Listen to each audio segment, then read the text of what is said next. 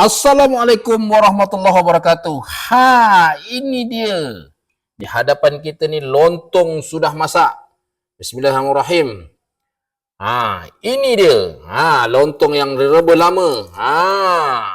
Lontong daun nama dia ni. Bismillahirrahmanirrahim.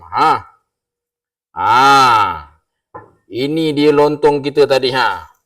Bismillahirrahmanirrahim.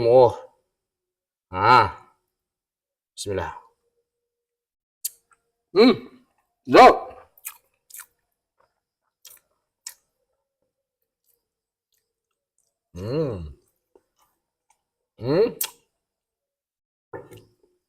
Memang sedap rupanya. Kita nyam-nyam dulu ya.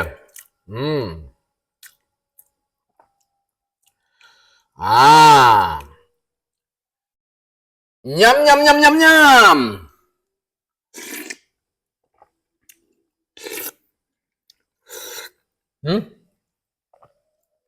Memang sedap.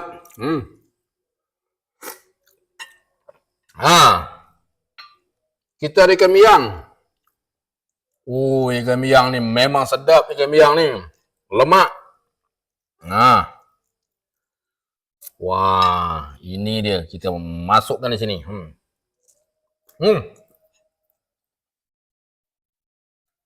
Kita terunjing.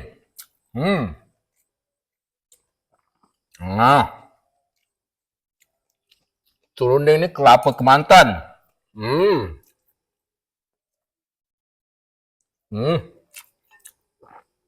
Memang sedap.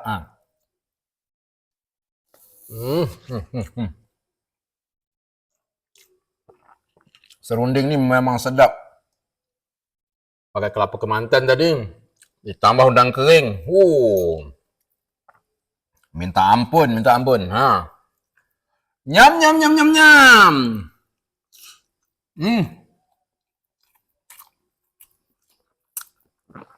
Memang sedap.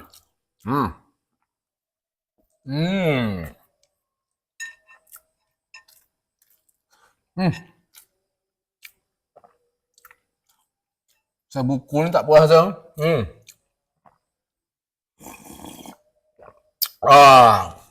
Dengan kuah lontong kenirup.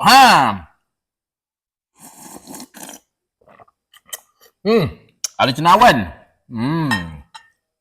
Memang sedap.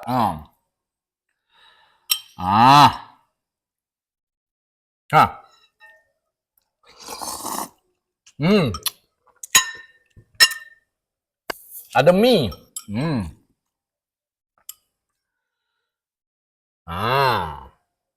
Cendawan dia lembut-lembut, kecil-kecil.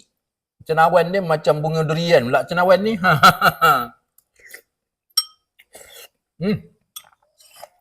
Memang sedap lah. Nyam, nyam, nyam, nyam, nyam.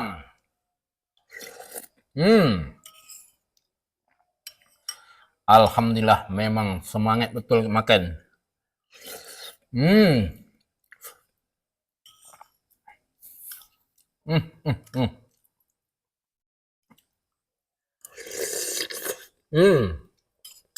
Ikan miang ni yang lupa. Ikan miang ni hati-hati makan.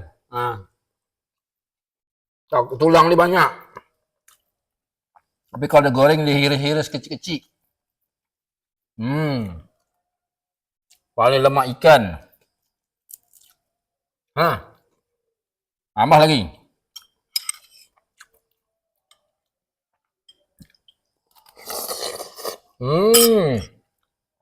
Sedapnya. Okey. Assalamualaikum warahmatullahi wabarakatuh.